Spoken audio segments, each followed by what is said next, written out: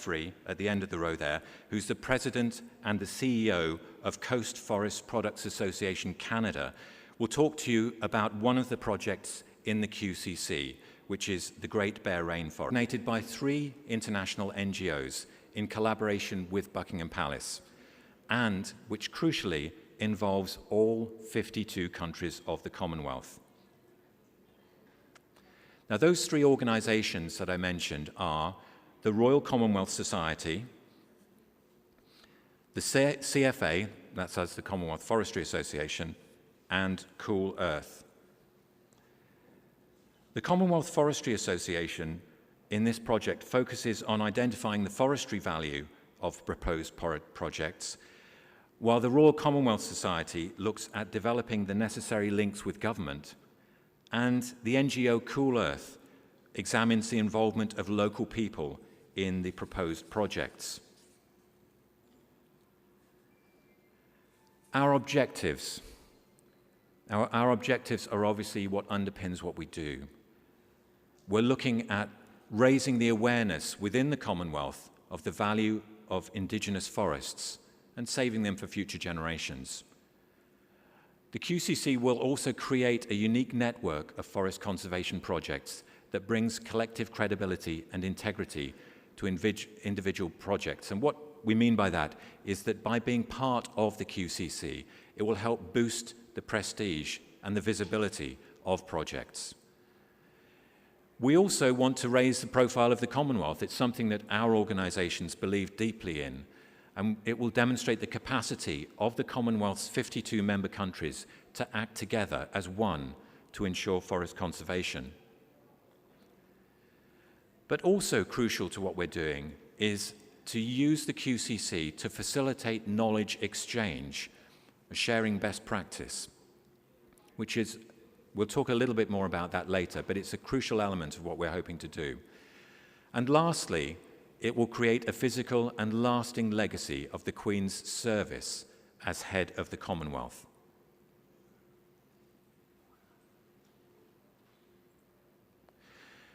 Now, as I said before, why do we need the QCC? Or in other words, what makes the QCC different from other forestry conservation projects? I think there's 3 points which are really key to why we're doing what we're doing. The first is the reach.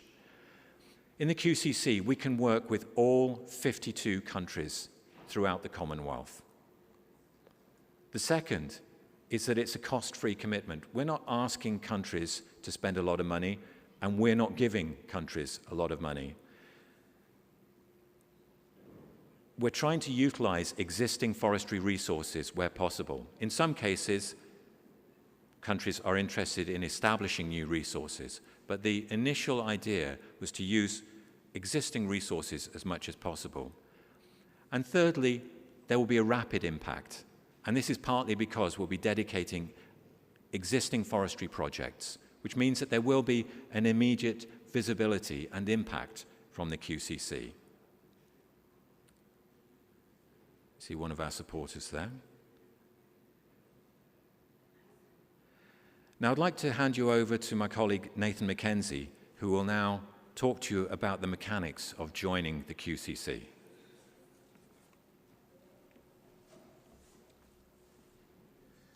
Well, thank you, Alan. By now, I hope that you have gained an appreciation of the envisaged scale of what the QCC seeks to achieve. As mentioned, there are 52 countries in the Commonwealth, and by the Commonwealth Summit in London next April, we want all 52 of those countries committed to this initiative.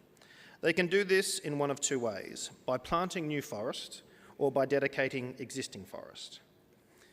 For example, Singapore, the first country to join the QCC, dedicated the World Heritage listed Botanic Gardens to this initiative, as well as the Bukit Timah Nature Reserve, whilst Canada dedicated the 6.4 million hectare Great Bear Rainforest, of which you'll hear more about later.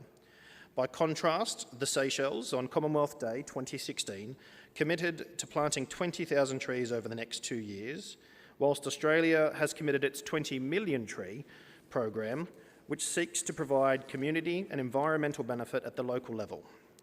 To date, that program has approved grants to revegetate over 13,000 hectares with Indigenous species and plant over 10 million new trees. The governing criteria for joining the QCC are concise and non-onerous.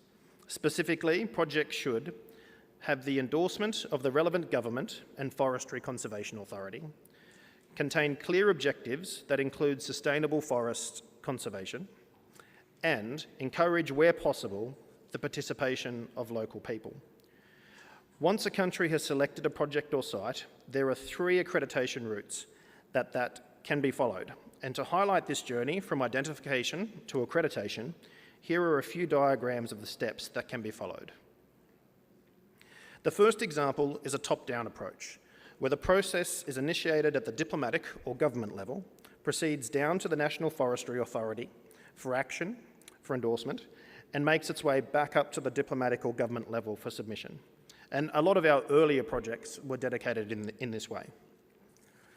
The second example is a bottom-up approach, where the process begins with the National Forestry Authority, identifying a potential project that is subsequently taken to government to improve and endorse, allowing for its submission. And similarly, this made up the other half of some of those early projects. The final example is the third way, where a third party or organisation, for example, the International Tree Foundation, initiates the proposal and feeds the accreditation process to government to approve and endorse, allowing for submission.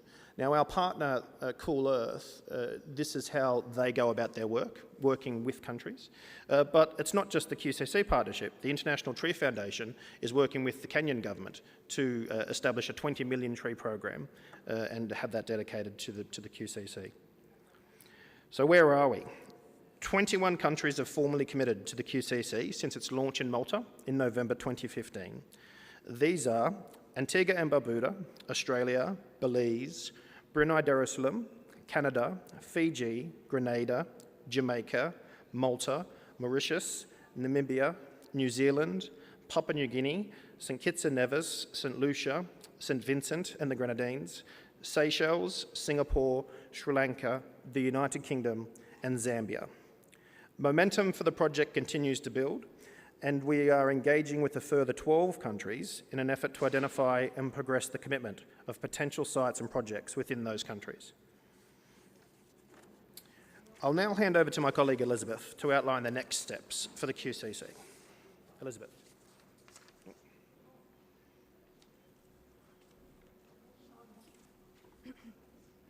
Thank you, Nathan.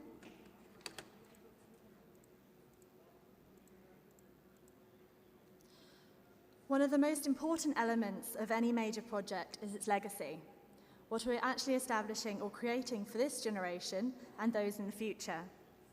You have already heard about the network of forest conservation projects that will be established around the Commonwealth, but we are also conscious that we need to train forest managers and educators of the future to help safeguard and promote this essential natural resource. With this in mind, we are developing a training initiative called the QCC Youth Award, which will be a competitive programme aimed at young people and will enable successful applicants to gain top-level training in a wide range of forest-related skills at well-renowned institutes. We will be starting this programme by working with the Royal Botanic Gardens at Kew in London, who will take a small number of staff members currently working on QCC dedicated projects and develop their skills and experience in a range of areas, including conservation, propagation, plant identification, science policy, and field skills. Participation in the scheme will be open to young people from every country that commits to the QCC, and as the number of commitments increases in scale, so too will the training programme as we work with partners to identify and develop additional locations across the Commonwealth for young forest managers and educators to learn from their colleagues. Participants in the programme will return to their countries not only with improved abilities gained from the training institutes, but also crucially from sharing their experiences with trainees from other countries. Through this training and sharing process, we will be capitalising on the networking opportunities which are a cornerstone to the success of the Commonwealth. In our efforts to raise public awareness of the QCC, We will be releasing a documentary that we have been working on with Sir David Attenborough for the past year. Indeed, some of you in this room are likely to feature in the documentary. Isn't that right, Dr. Headley? Finally, 2018 sees the Commonwealth Summit delivered in London, and the QCC will have a highly visible role to play in demonstrating the Commonwealth's ability to act as one on important issues and contribute to efforts to address climate change. My colleagues and I have spoken at length about the QCC, but we all feel that this exciting Pan-Commonwealth initiative is best explained by some of those people directly involved in it. Thank you.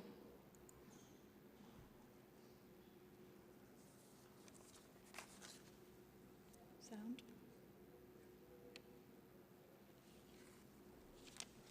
Can I pause it? Okay. We are proud to set an example for other Commonwealth countries in conserving ecological areas and respecting Indigenous cultures. We're very grateful to be able to collaborate with the Queen in relationship to conservation and protecting the environment, not only for our people, but for the rest of the world. That's how important we feel it is. The Commonwealth has at its heart always been about the values that bind its people. This project, focusing on our shared natural heritage, is no different.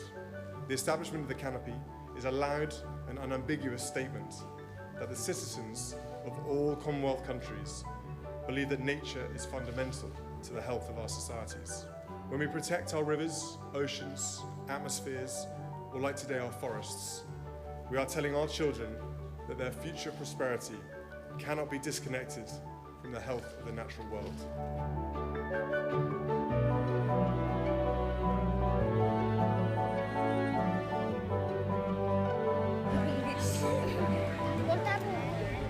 I love the village. I love the rainforest. We love the area. We don't like the forest to be destroyed. The forest and the ocean is around me. I like preserving them. I want to monitor the forest, my forest. That's my main aim, to bring up my children to know what is in the jungle. We depend on the forest, and the forest depends on us. We are so proud to be part of the Queen's Commonwealth canopy.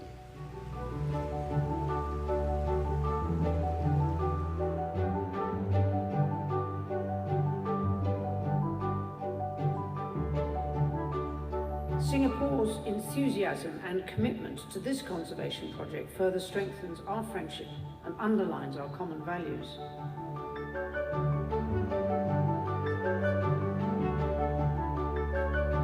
Well, if you want to have virgin rainforests, you've got to make sure you preserve them in the first place. Land, once cleared, will never be the same. Her Majesty is immensely grateful to Singapore for the leadership you have shown in making this significant contribution, and I have no doubt that other members of the Commonwealth will be inspired by your example.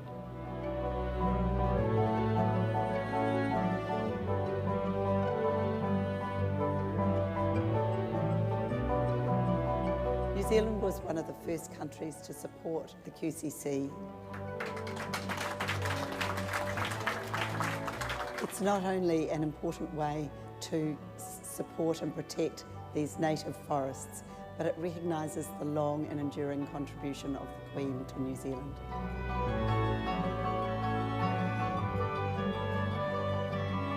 If we don't protect our biodiversity now, we will lose. We will lose our birds, we will lose our Indigenous forests, and we will lose what makes us uniquely New Zealand. We are really excited to be the first Queen's Commonwealth Canopy Covenant in New Zealand. It's made it very special. It does give you a sense of pride to have given this land to the trust to be protected, so that our family can go back there, our friends can go back there over the future generations and enjoy it. This is such an important, worthwhile issue. You know, we want to live in a world that survives longer than it would otherwise.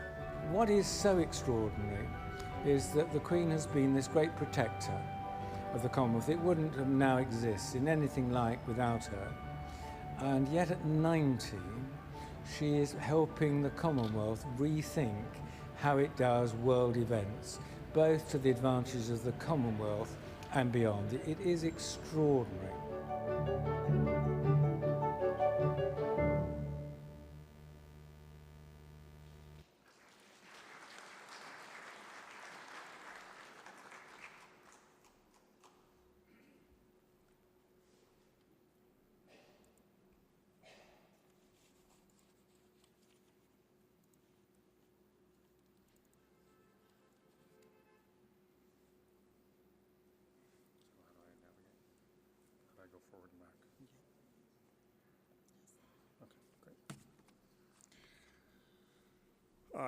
Good afternoon, ladies and gentlemen. It's my honor to be here to celebrate our inclusion in the Queen's Commonwealth canopy. The slide up there is true. It does say 1996 to 2016. It was 20 years that it took us to make a deal, reach an agreement in the Great Bear Rainforest. So just before I start, I'm a professional forester by training, 32 years as a RPF in Canada, spent 28 of them directly involved in land use planning. And today I had the pleasure of sitting in on two very fascinating sessions. First one was around socio-economic outcomes in the forest, and the second one was around forest governance. And as a result of those two workshops, I've completely rewritten my speech. So what I'd like to say is that I heard a lot of people talking about the skills that foresters need, the role of social science in forestry, and I can tell you that being 28 years in the business of land use planning, I'm really not a forester anymore, I'm a negotiator. And what I'd like to do is really donate my brain to all those social scientists out there, except that I'm afraid it's probably turned to mush after that 28 years of land use planning. Anyways, the great GBR agreement was really an experiment without a playbook. And so I'll start in on what exactly it is. So GBR's 64,000 square kilometers of temperate rainforest. It is largely a intact, undisturbed area, and as such had extreme value to the globe. The resident population inside of the area is about 21,000 people. Many of them are First Nations. I think there's over 50 First Nations communities living there. The economy was largely driven by forestry, and through efforts of our agreement as well as government policies, we've tried to diversify that to include tourism, ecotourism, aquaculture, those kinds of things. Fishing's also been a very historic economic activity there.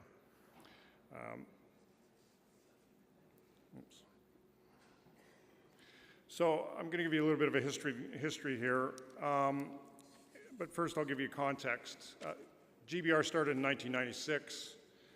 That was just after the conflict, the largest civil disobedience conflict in Canadian history was the Clayoquot Sound.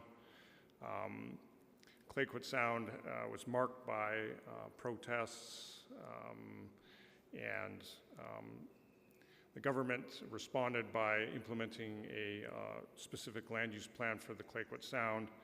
But at the same time, there were three other large land use planning exercises going on under the Commission of Resources and Environment. One was on Vancouver Island, one was in the Kootenays, and one was in the Caribou. Those had completed They were the first large-scale land use planning exercises that involved people from all sectors of society that had an interest in forestry. They produced plans, and no sooner were those plans finished when they announced a second tranche of planning, including what was called the Central Coast and North Coast land use planning exercises. They eventually became the Great Bear Rainforest planning exercise. At that time, the environmental movements in British Columbia decided that they were going to change tactics. There were large-scale protests, but they also got sophisticated and started to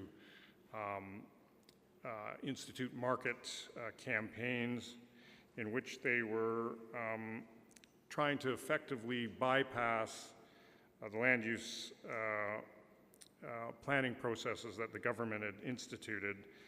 They wanted to create leverage, and that leverage in those market campaigns coincided by a recognition by the forest industry that we also needed to change tactics. We needed to start to understand that we needed to do the right thing rather than just try and exercise our economic clout. So in 1996, land use planning processes were underway. They concluded in 2001, so it was a 5-year process. Like I said, it was involved all sectors. And in 2001, the first phase of the LRMP process completed. There was a draft land use plan for both the Central Coast and one for the North Coast. There was a protocol between First Nations and the province around how those plans would start to unfold. Earlier today, Nick Williams of UBC talked in the governance session around the changing legal landscape around First Nations in Canada. Very much rights and title came to the forefront with a recognition that not only were those rights and titles in existence, but needed to be exercised, and needed to be exercised in a way that created economic benefit for First Nations. And so the protocol was a lot about that. We also launched something called the Joint Solutions Project. That was a collaboration between 3 mainstream environmental organizations and 5 forest industry interests. And it was a unique situation where we decided that there was probably a better way to try and get to agreement. So First Nations agreed to suspend their market campaigns. Forest industry came to the table, and we decided that we needed to take a science-based approach to the solution, to try and use science, best available information to inform the social choices that needed to be made in the area, and that would be embodied in the land use plan. As a result of that, we created a coast information team. It was funded by government. It did all manner of research into both ecological issues as well as human socio-economic issues.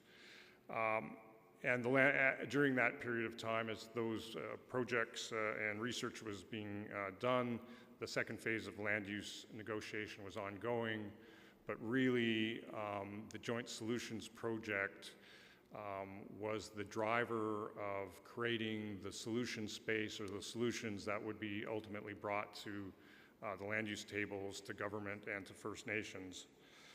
And again, as I said, we're operating on a best available information, science-based. I think one of the things that's really important about that phase of the agreement was there was twin pillars developed for objectives for the land use plan. And at their highest level, those 2 twin pillars were a high level of ecological integrity that would be defined by the science that was applicable to those ecosystems, as well as high levels of human well-being. Human well-being in the area was very low, high levels of unemployment with First Nations. Clearly, they were not getting the economic benefit of activities that were ongoing in their traditional territories, and so we needed to rectify that. So there was a balance there. There was a balance there that didn't really exist in the previous kind of shouting matches that you tended to see at the LRMP processes. When people decided that those were twin objectives and they both had to be met, that certainly changed the dialogue. As I said, the market campaigns were suspended, but part of the magic in that was that our customers said to us, we don't want this conflict, go solve it. The funders to the environmental organizations said the same thing to them, that they didn't want the conflict, that they weren't funding conflict, they were funding solutions. And so in 2004, we got consensus land use recommendations from the two LRMP projects, so from the multiple stakeholders, and the province and First Nations began government to government, or G to G, negotiations around that. We also published numerous scientific documents and guidelines. The most preeminent of that was the ecosystem-based management handbook. Earlier today, Dean Ennis asked the question of what the difference between ecosystem management and ecosystem-based management is. I'm not sure I got a very clear response for you, other than in ecosystem-based management, you're not just trying to manage the ecosystems, you're trying to manage the people that are also involved in that ecosystem management planning. So it was a new ground for everybody. You'd think then consensus land use recommendations that voila, we'd be done. Nope, 12 more years. So in 2006, those consensus land use recommendations were ratified by G to G. What helped us there was there were two main First Nations groups that represented a handful of First Nations, large handful of First Nations, and we were able to have some very good structure. They were provided funding for capacity, so that was very important for their participation. JSP started to directly negotiate with the two governments with the findings that we were coming up with, and EBM implementation began. That was important because we had to make sure that we weren't being accused of logging while we talked. And so it was important for us to start to implement some of those recommendations. I'll also say that this period of time was really characterized by an increasing role of First Nations in decision-making in the area. Might have slowed things down a little bit, but it certainly increased the value of the output. In 2009, the initial ecosystem-based orders were enacted legally by our legislature. That included creating 88 protected areas encompassing about 33% of the GBR. As I listened to the QCC videos and introduction, it struck me that one of the things about the GBR that everybody should understand is that those two twin objectives of high ecological integrity and high levels of human well-being meant that this wasn't a conservation project. This was about trying to get conservation and development going in the same place in a thoughtful way. And so this 2009 agreement got us part of the way there. We had a plan to continue complete the EBM implementation. What that meant is that the 2009 agreement protected 50% of the ecosystems in the area, or 50% of each of the ecosystems in the area, but the goal was to get to 70%. And as a negotiator, I can always tell you that the last, few percents are always the hardest ones to achieve. We had 20% to go and a 5-year time frame in which to do it. At that time, World Wildlife Fund bestowed upon us the Gift of the Earth designation, and between the governments, provincial government, federal government, and private equity and funding, money from funders, a $200 million Coast Opportunities Fund was created to help economic diversification in the area as we started to reduce the amount of area available for forest operations. We needed to ensure that there was funding available to try and diversify the economy. Dr. Kozak, I heard your presentation earlier today. I found that fascinating. Although I told Dean Sadler I didn't probably understand half of it. But the money was there to build capacity and help local communities define what their economic outcomes would look like. So it was in 2012 that I was personally asked by the CEOs of the forest companies that were involved in the Joint Solutions Project to do an internal assessment of their negotiating strategies and tactics. And I was brought onto the file as the chief negotiator to put the thing to bed by the 2014, which was the 5-year timeline. You can see the time stamp in the top right-hand corner says 2016. It proved a little bit harder to get that remaining 20% done and get the final implementation of EBM, ecosystem-based management, on the ground. What I'd like to share with you about that was that as the chief negotiator, I had almost absolute adherence to the twin goals, but I also said to the team, we needed a principled approach. Facts were friendly. We had big data. We needed to be using that big data. Adaptive management and governance was going to have to be an essential part of the deal because we weren't going to be able to solve everything and we didn't know everything, and so we needed to build that adaptive management into the agreement. And it is, the agreement ended up being 86 pages, then had to get translated into government legislation. I can tell you that the government adopted those recommendations, and there are very specified timelines and periods where you have to check back in to see if you are meeting the outcomes that were prescribed. There are 8,000 targets for setting aside specific areas in the area.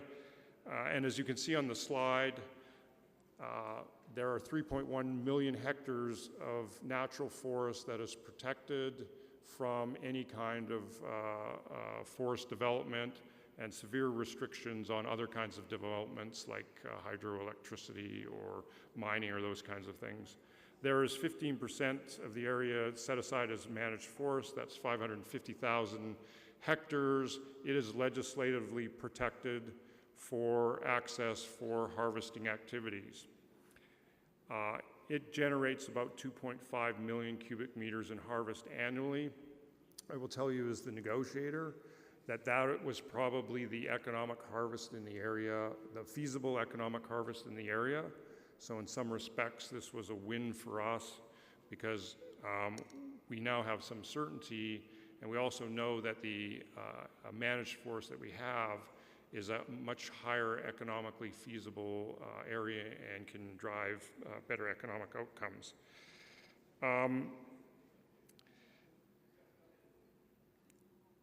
As I said earlier, the legal landscape for First Nations had been changing in the area.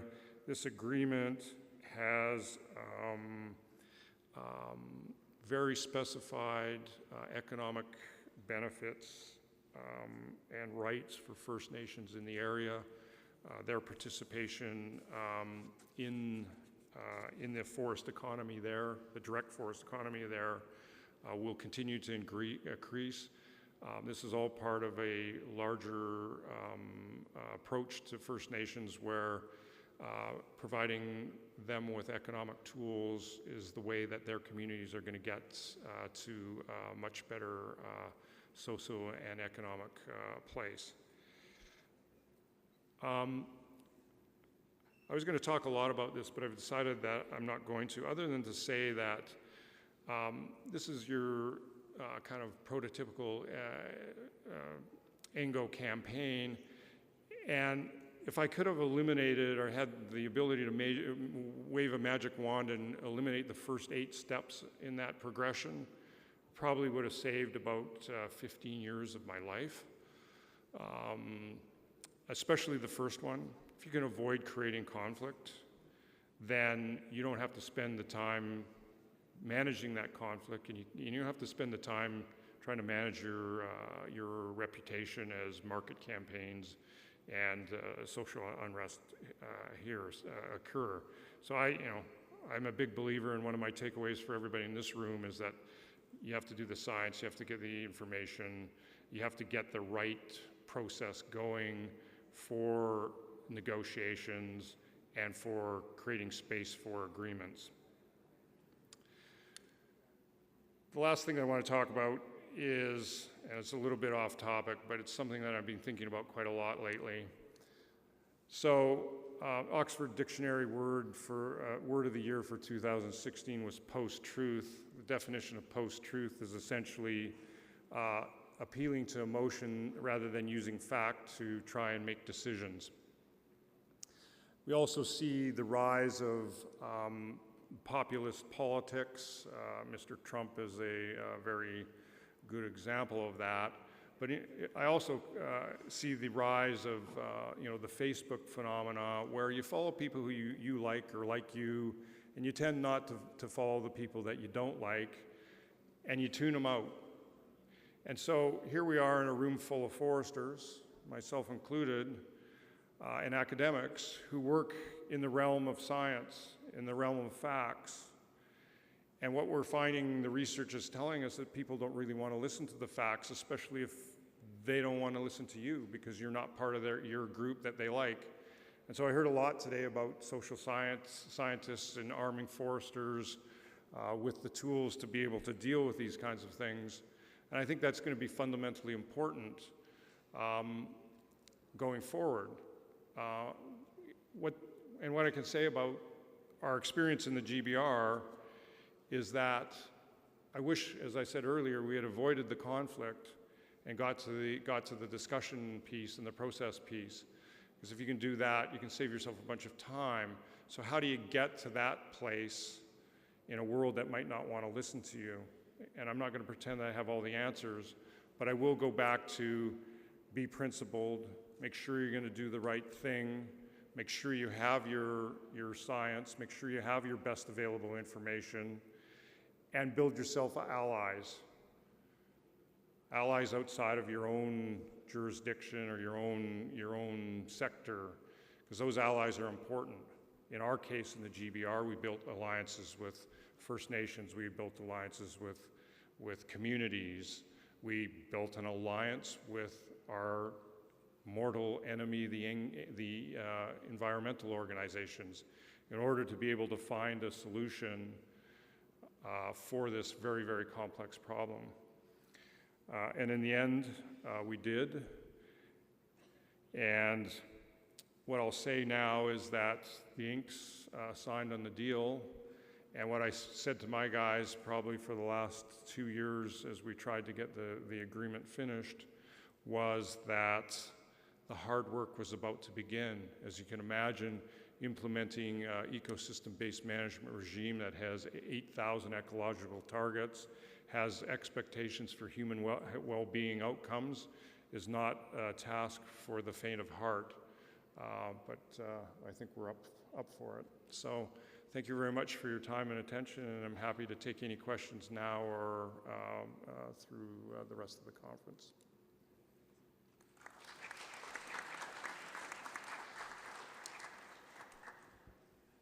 Thank you very much, Rick. Well, the four of us here are quite happy to take any questions that anyone in the audience might like to ask. If there's anything about the QCC in general or Great Bear Rainforest in particular.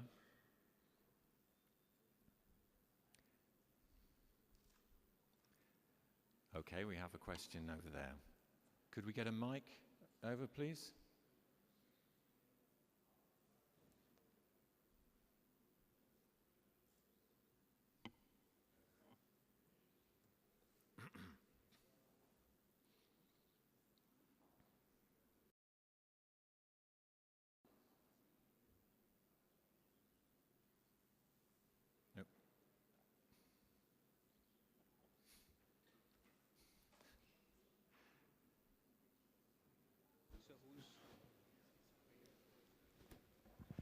Thank you for your patience. No problem. Just a question. In countries like Sri Lanka, and I noted that Sri Lanka is a signatory or has agreed to be part of QCC, are we looking at conservation or are we looking at rehabilitation? Or both? Sri Lanka was actually one of the first countries to sign up, and the country was committed by your president. The government is still looking at what it will nominate, so it's agreed in principle to the QCC, but the government is undertaking a process of finding the best fit for Sri Lanka in the Queen's Commonwealth canopy. So it is a top-down process? It is a... down process? Yes, yes, that one in particular. Yes, but I think just to add, Nathan did explain there are different pathways, and in some instances they would appear more top-down, but we need to get agreement from the national governments. We can't proceed without that, so it would be wrong to think that it's in the control of national governments. There's an agreement that has to go through that legal process, that formal process. But you'll also note that one of the requirements is that there is local people's involvement in management. I think what I would say, just to finalise that question, or the answer to that question, is we would welcome suggestions. You know, we do have a small number of countries that recognise the potential of the QCC and have committed in principle to it. But you know, for whatever reason, are going through the process of identifying a particular project. And there is no reason whatsoever why a forestry association, an NGO, couldn't find a project that meets the criteria, give it to the QCC committee, and then we could take that to the government as a suggestion. And in fact, that's happened in certain countries, and they've been adopted by those countries. Yeah. You'll find, on the QCC website, you'll find an inquiries button, but if you want to catch me, I can give you my card as well. Yes, sir, we've got another question here in the front. Yes, thank you very much for telling us. My name is A.K. Verma. I'm from one of the southern states of the country. So first and foremost, I thank you for sharing the information about QCC. To inquisitiveness, I should say, on that. First, you said it would support tree plantations. Would it be humongous and horrendous monoculture plantations would you support, or conservation forestry? That is one point. And second point is concerning government's approval.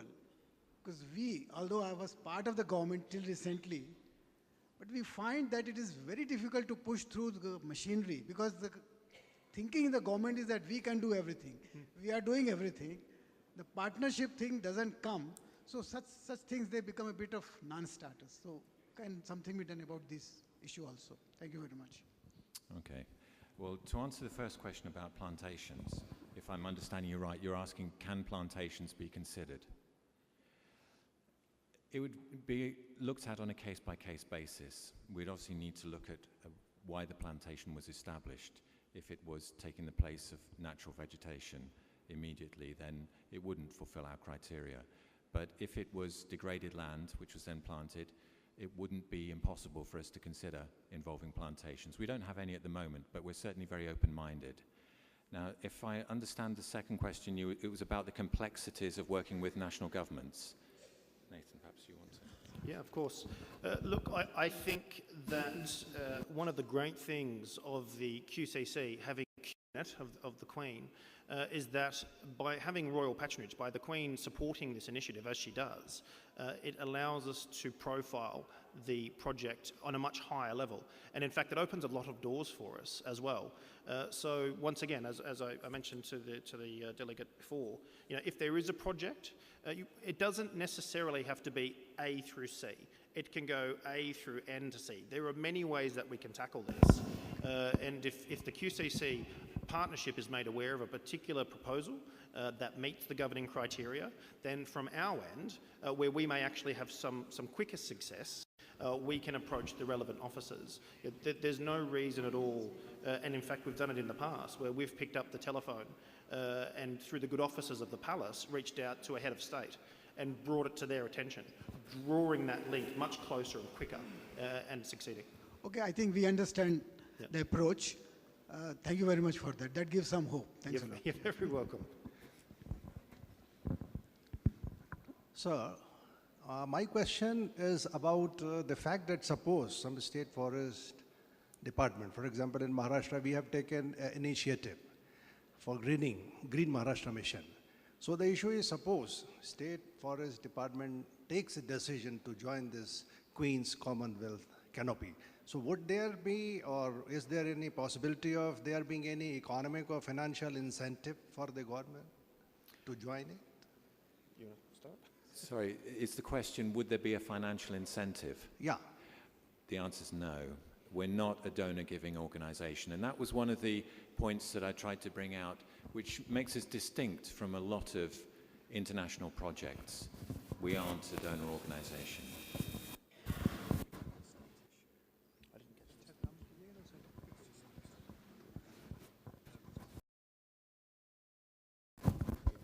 Hi, good evening. My name is Richard Laity from the Program for Endorsement of Forest Certification. I wonder generally, how does QCC link with forest certification schemes? And then maybe more specifically in the example from the GBR, how was forest certification used, if at all, to have the conversation about standards and what's acceptable for sustainable forest management? Well, as far as certification goes, we aren't linked to any particular certification scheme. We do have an assessment of each project looking at the different criteria of sustainable forest management, involvement of local people, and approval by national governments. Those criteria limit our choice quite considerably. We feel at this stage it would overcomplicate matters if we put on an extra tier of certification, which itself might be contentious. Ideally, we would be able to do that, but I think being practical, it would make the program a very, very lengthy one, and I think would limit the opportunities of certain countries to be involved. So it's with a degree of reluctance that we're not really able to incorporate that as a formal element at this stage.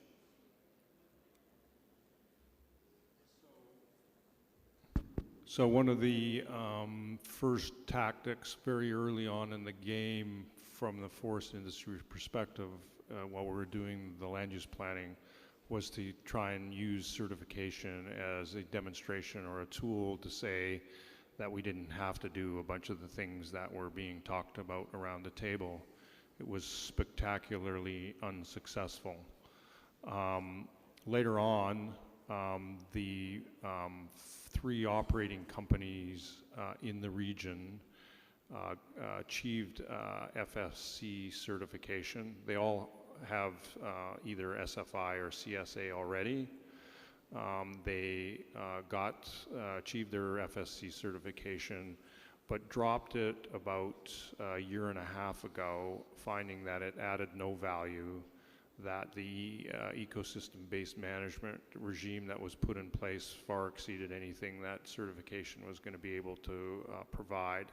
Now, those companies are all still certified to CSA or SFI, and will use that in their marketing and, efforts and those kinds of things. But it did not play a central role in any of it, and part of the reason for that is that the management regimes that are being prescribed up there far exceed anything that's required in a certification scheme. So I'm happy to talk to you more about it. Sir?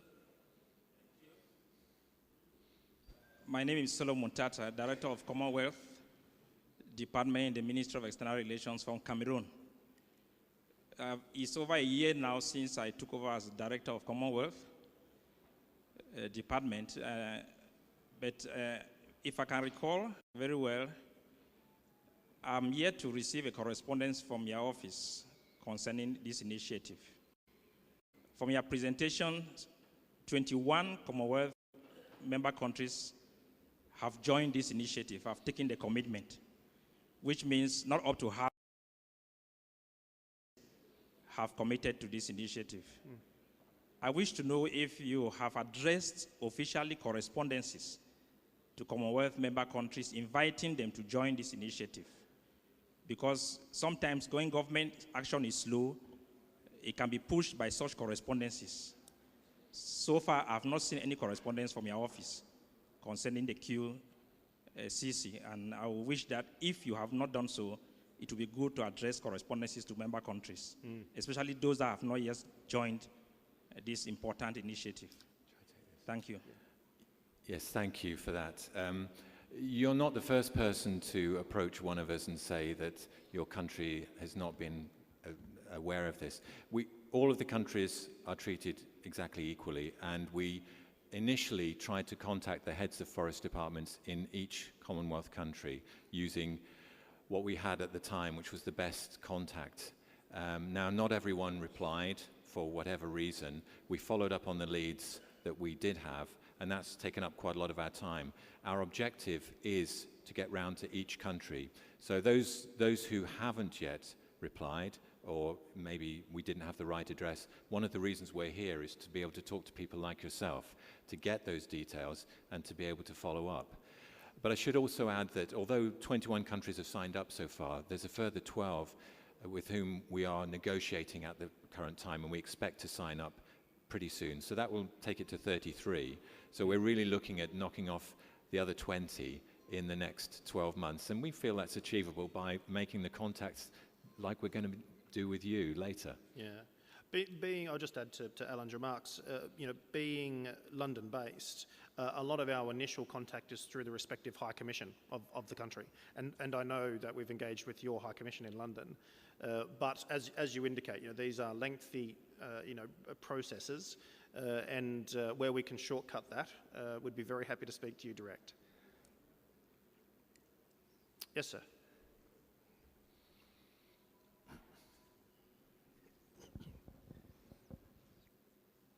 I'm sorry, I have to ask one more clarification. One of your important aspect is training and capacity building of youth.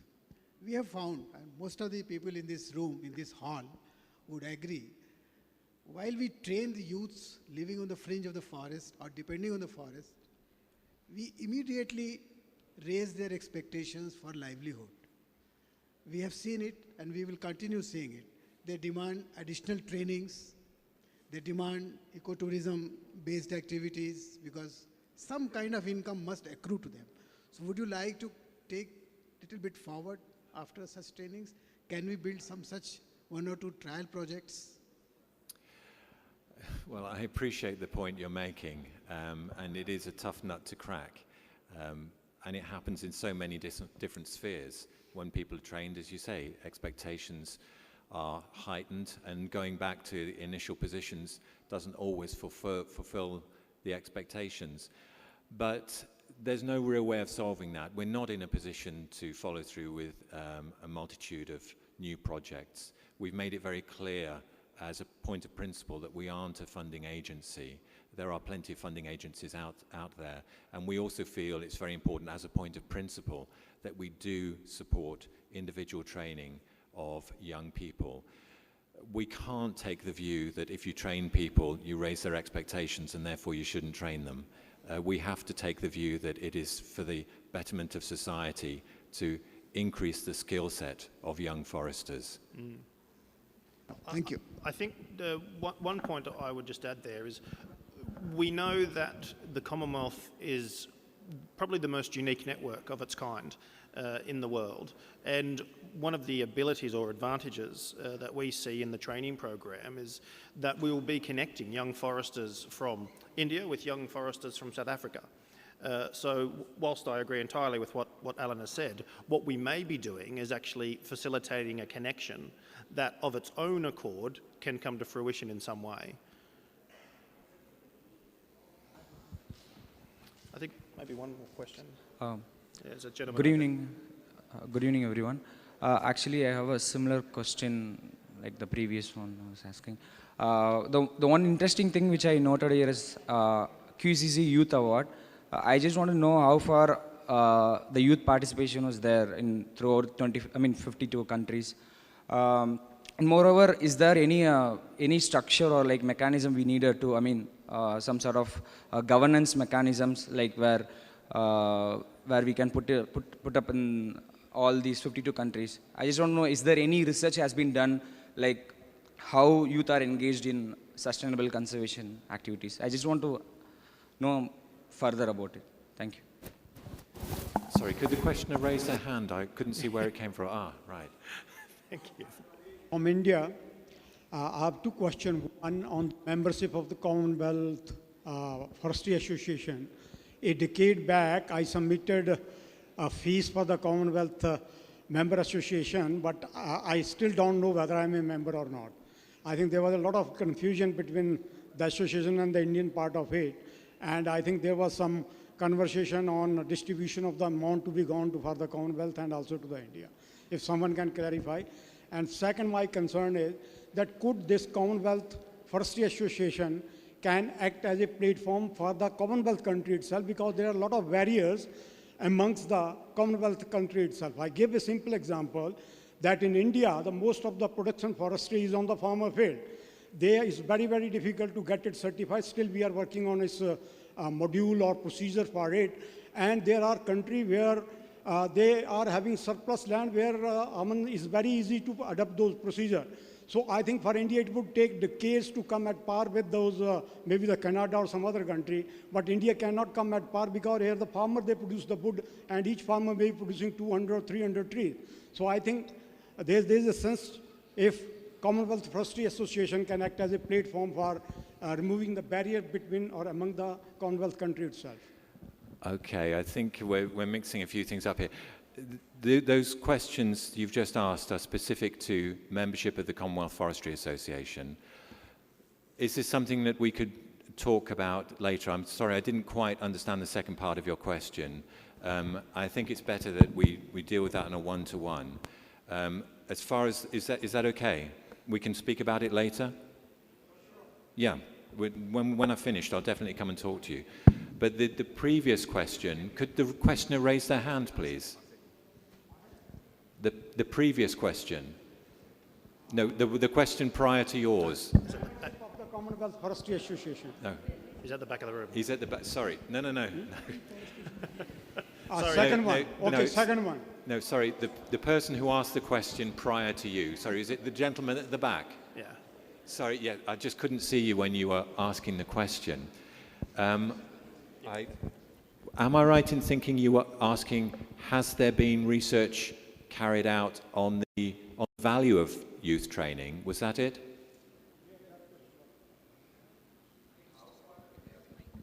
Did you? I didn't catch it either.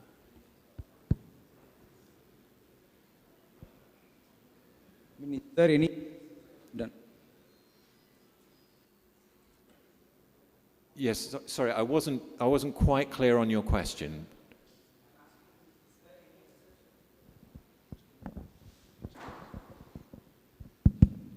Is there any research has been done to identify, where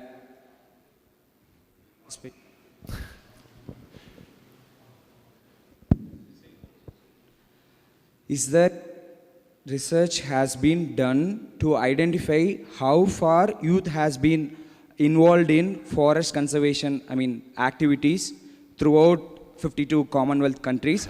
And did you able to identify any governance gaps and what kind of developmental gaps existing there? That's what my question is. Right, thank you, and my apologies for not understanding you first time round. I'm not aware of such research, and I don't know if this was also part of your question, but I don't think that would govern our selection of candidates, but I don't know if anybody else in the audience would know of such research, but I'm afraid I don't. I suspect it hasn't been carried out. There's a gentleman on the left. Thank you. My name is Shino Agbeja from University of Ibadan. I'm currently the president of Commonwealth Forestry Association, Nigerian chapter. And recent, we sent our funds down to Commonwealth Forestry United Kingdom with respect to QQC, and we've not had any report from that. The only thing concerning our country is that the federal government allows each state to manage its forest as it deems fit. And we've sent, to you 2 states that have, nature reserve. And we want you to help us maybe through the Minister of Agriculture and Minister of Environment in Nigeria to communicate it to the federal government, which could liaise with those 2 states we've sent to you so that we'll be fully, engaged and participate in the QQC. And also, we have the teeming population now aggressively looking forward to seeing the country's forest, coming up to stage. Thank you very much. Thank you. Look, I think it's just very quick response to say, yes, we are aware of those submissions, and then we are in ongoing dialogue with the federal government in Nigeria to have those progressed. I think one of the challenges that we've faced as we've brought the QCC forward is that there are very credible submissions that are made by state or provincial authorities, but because there has not yet been a dedication from a national government, they've asked us to kind of hold off until the national government can make a dedication. And what we're doing is working with them to say, let's get you committed, let's get a project across the line, and then we can continue to work to something that has a national agenda. So we are aware of them and we are actioning them. Hello, I have a question. A simple question. You were talking about training of youth, and I just want to know the qualification and what sort of skills they are going to get imparted, and for how long they can continue working with the organization. Okay. Thank you. Thanks for the question. At the moment, we're developing the criteria. We're looking at short-term training programs that will probably last about 3 months, 1 to 3 months. In terms of the skill sets required, they will be determined to some extent by the skills that we can offer from the institution. So, for example, working with the Royal Botanic Gardens at Kew, the skills that they would be able to enhance are most likely going to be in the conservation area. But one of the things we would like to do, and Libby touched on this in the presentation, is to develop more centres where we can undertake this training. So we're starting off in the pilot phase with the Royal Botanic Gardens at Kew, but ideally we would like to have these centres, perhaps one in each continent, at least that, so that we could have a much larger scale training programme. But it's going to be something that we're going to have to feel our way into and work out how successful it is to start with. But at the moment, the signs are quite encouraging about the opportunities that we are able to sort out certainly with Kew, and I think we've got some ideas about other institutions as well. So it's a case of really watching this space. Yeah, I'm from India, so I just want to know, you said in a continent you're going to have one training center. So for India, I mean, it's Sorry, Asia. I wasn't meaning it too literally. Yeah, I was meaning perhaps regionally. So I would certainly think that there would be the possibility. In an ideal world, it would be great to have one of the training centers of excellence in India. But it will take some time for us to work this out. Means, what's the definition of the age group? Youth has different definitions with different organizations. No, for your organization, for joining this, I mean, for enhancing the skills, what will be the age beginning and the limit? This is one of the points that we're currently debating. Yeah. My expectation is that it will be somewhere between the ages of 30 and 35, but we haven't decided it yet. We haven't launched the program officially. We're just putting the pieces together, so we haven't sorted out that particular criterion. All right, thank you. Okay, well, if there are no more questions, we would like to invite you all to visit the posters in the lobby and spend as long looking over them as you want. We will join you there, so if you've got any questions that we can try and answer. And I am aware that we are due to depart for our supper, although it would be useful to have an official word on what we're actually supposed to be doing. Would one of the official staff members like to tell us what the process is?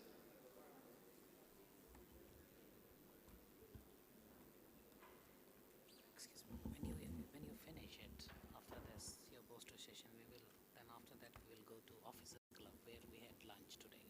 Okay, and how are people going together? There is a bus and other transport arrangement is there. Okay, what we're going to do then we will have the same setup that we had at lunch. Will be taken by a fleet of taxis over to the Officers Club. But I'd like to make a suggestion on time, that it's now about 7:25. I think if we have a quarter of an hour to look at the posters, that would take us to 7:20. So if everyone would like to, or the last people, should I say, would like to leave at 7:20, obviously feel free to do that before then, and the taxis will be waiting to take.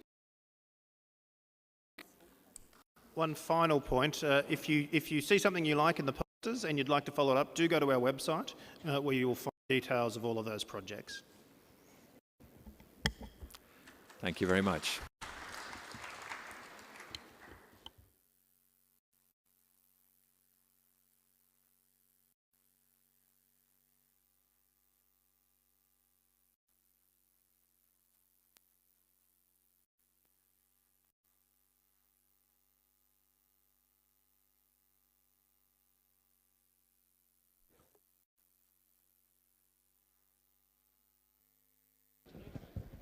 Excuse me. Again, there is a re-announcement. Repeating that announcement, there is a dinner after this poster session, and we will have this transport arrangement outside. So this is again Officers Club. Thank you. Thank you very much.